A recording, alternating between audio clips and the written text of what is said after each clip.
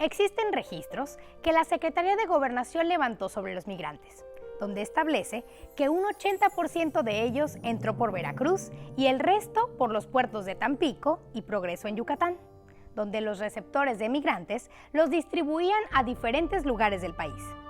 Y aunque estos datos provienen de una fuente confiable, el registro que se realizó entre los años de 1929 y 1938 no incluía a los migrantes que llegaron antes o después de esas fechas, donde el movimiento revolucionario había impactado al país y con ello al proceso migratorio.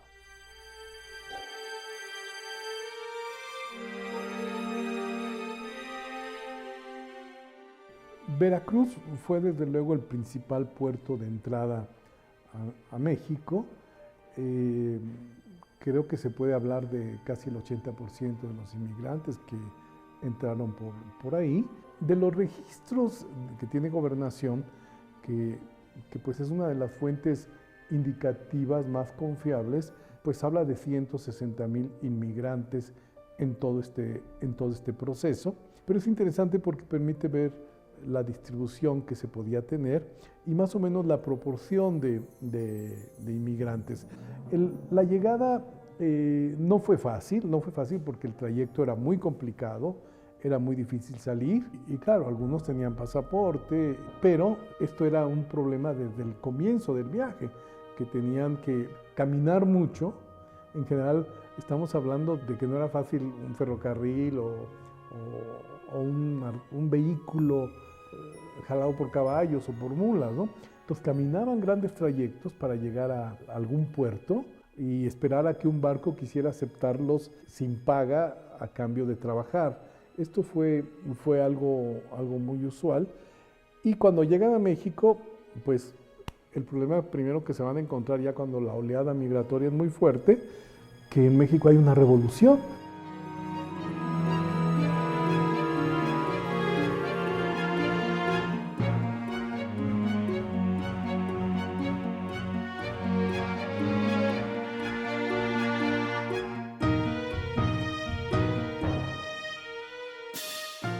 Estalla el movimiento revolucionario de 1910, que va a durar varios años, y a partir de entonces esta percepción de simpatía hacia la llegada de extranjeros se va a ir modificando.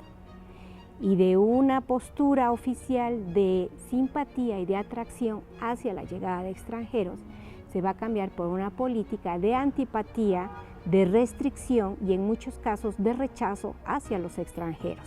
Entonces la inestabilidad social y política va a hacer que emigren muchos de ellos. Junto con eso, pues muchos no se adaptaron a México por el clima, es decir, el clima, venían de otros países con climas diferentes, entonces no se adaptan a varias de las regiones donde se van a establecer, a instalar. Precisamente en Veracruz, por el clima tropical, muchos de los europeos prefieren o regresar a sus países o emigrar a Estados Unidos, o bien no quedarse en el campo, sino de dirigirse a las ciudades. De ese entonces uno de ellos sería, en este caso, el puerto de Veracruz, al puerto de Veracruz, en donde se van a dedicar fundamentalmente a las actividades comerciales.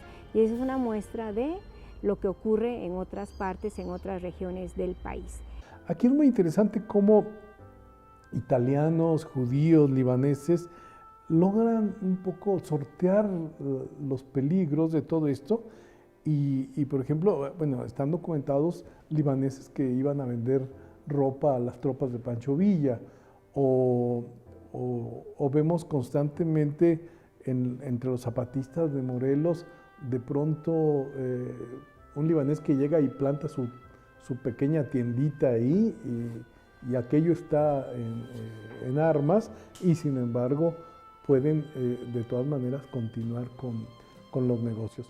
No fue, desde luego, no fue fácil, e incluso cuando ya algunos logran establecerse, logran poner algunas tiendas más o menos grandes, pues los revolucionarios, sobre todo ya cuando, en estos episodios que siempre hay desorden y tal, al final, en los años 20, piden indemnizaciones al gobierno mexicano y son apoyados por Francia, porque como parece desde 1918 Líbano y Siria están bajo la protección de Francia, apoyan a los que solicitan indemnizaciones de parte del gobierno mexicano por la destrucción de sus bienes, de las tiendas que fueron saqueadas en diferentes momentos.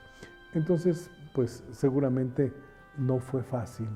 Los gobiernos posrevolucionarios, en el marco de una ideología nacionalista, van a empezar a imponer una serie de medidas restrictivas al ingreso de extranjeros.